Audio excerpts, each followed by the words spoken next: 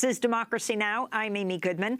As the nation prepares to honor Martin Luther King on Dr. Martin Luther King Day on Monday, modern-day civil rights leaders have launched a new Poor People's Campaign inspired by King's historic 1968 action, led by King and the Southern Christian Leadership Conference. We're speaking to the Reverend Dr. William Barber of Repairers of the Breach and evangelical minister Jonathan Wilson-Hartgrove, who once was a page for Strom Thurmond. Now, the man who replaced Senator Strom Thurmond from South Carolina is Republican Senator Lindsey Graham. This is what Lindsey Graham had to say when he appeared on ABC's The View on Monday. He beat me like a drum. He ran against 17 Republicans and crushed us all. He ran against the Clinton machine and won. Yeah. So all I can say is you can say anything you want to say about the guy. I said he was a xenophobic, race-baiting, religious bigot. I ran out of things to say. He won. Guess what? He's our president. You're calling him a xenophobic, religious bigot? I did that during the campaign. Yeah, you did. I did. Has he done anything to change? By the way, is he still on those things? In my view, he is my president and is doing a really good job. Very interesting what Senator Lindsey Graham had to say.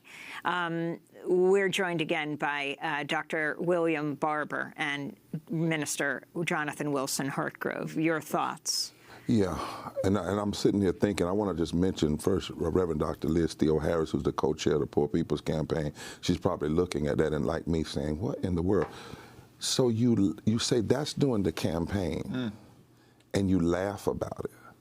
And now the person is in office, and you say they're doing a good job. And they've neither repented in word or in deed. And in fact, their policies are finding that, and you're supporting the policy. So here's the question. If you're supporting the policies of a racist, xenophobic, what does that make you? And that's why we have to have a policy focus. Remember, it was Lindsey Graham, I believe, and others who came out quickly, Tim Scott, against what happened in Charlottesville. And most politicians will be shrewd enough to do that. That doesn't mean they aren't white supremacists and white nationalists. The question is, Mr. Graham, Mr. Scott, who's black, because you can be black and be a white supremacist. At least you can be a one who encourages it, and I think you can be in policy. Where do you stand on restoring the Voting Rights Act? You've had 4 years to do that. You do know that undermining the Voting Rights Act is white nationalism, white supremacy. Where do you stand on health care?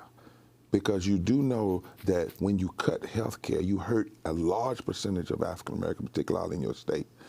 Where do you stand on living wages, since 52% of African Americans make less than a living wage, and there's 64 million people that make less than a living wage in this country, less than $15 an hour? Where do you stand on immigration reform? Because you know Richard Spencer declares that immigration is the first battle of white supremacists and white nationalists in the modern era. That's what he has actually said. So the question becomes not, are you loud like Trump, and do you carry on the antics of Trump? It's the policies. It's the policies of white nationalism and white supremacy.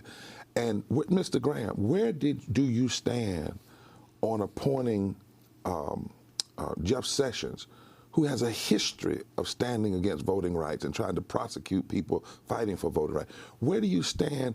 Your committee, Mr. Graham, the committee you're on, allowed Thomas Farr to come through out of North Carolina to almost make it to the federal bench, who is a known Nazi sympathizer and also a white supremacist who carried the work of Jesse Helms, and who has been behind every voter suppression act in North Carolina. So talk about Thomas Alvin Farr. You also wrote about him in his New York Times op-ed piece, one of Trump's, what you called worrisome nominees to the judiciary. Well, and I want to step back from Trump, because I'm trying to work on that.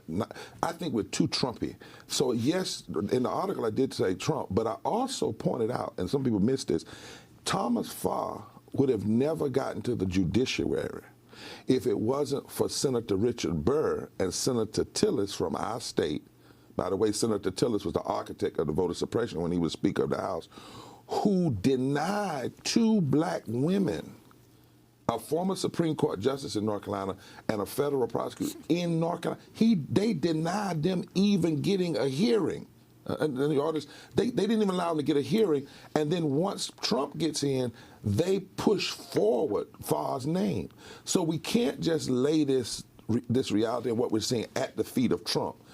Trump is a symptom of a deeper moral malady. And if he was gone tomorrow or impeached tomorrow, the senators and the House of Representatives and Ryan and McConnell and Graham and all of them would still be there.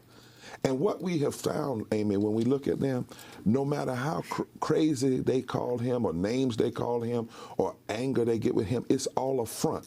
Because at the end of the day, they might disagree with his antics, but they support his agenda.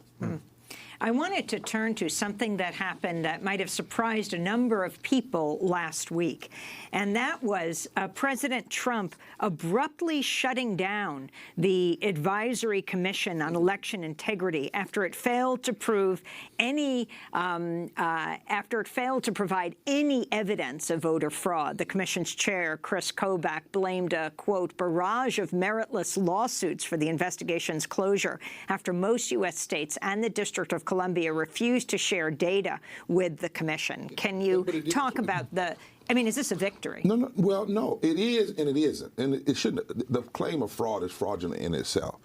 I mean, the first thing that the Trump administration did with Jeff Sessions is pull out supporting a case out of North Carolina that the Supreme Court unanimously said was surgical racism. Now think about that. The first thing his AG appointee does is say, I'm no longer going to protect voting rights. So he's turned the Attorney General's office away from protecting voting rights. Then we have this fraudulent. We have 60 seconds. Okay, we have this fraudulent committee, and they now shut it down. But it's done its job. They're playing to a certain base. They have sown the theory of voter fraud, and that is saying they couldn't prove it because the lawsuits blocked them.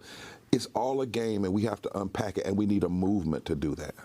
And so how are you moving that movement forward, Minister Hargrove? I think what's really important with this Poor People's Campaign is that it's local groups all over the country who are coming together, people who are impacted by these issues, realizing that the folks in Washington are not serving them. And so what we can learn from Dr. King and from that whole movement 50 years ago is that a diverse fusion coalition of people coming together and insisting on changing the priorities is what changes the country. We can't look for moral leadership from Washington. We got to get it from the ground. And the first action, 10 seconds. First action will be on the Monday after Mother's Day. We're going after 25,000 people engaging in civil disobedience over 6 weeks to launch a movement. I want to say that, to launch the movement, not end the movement. We'll come back and talk more about it in days to come. Reverend Dr. William Barber of Repairers of the Breach and Evangelical Minister Jonathan Wilson-Hartgrove, School for Conversion in North Carolina, organizing a new Poor People's Campaign, and that does it for our show.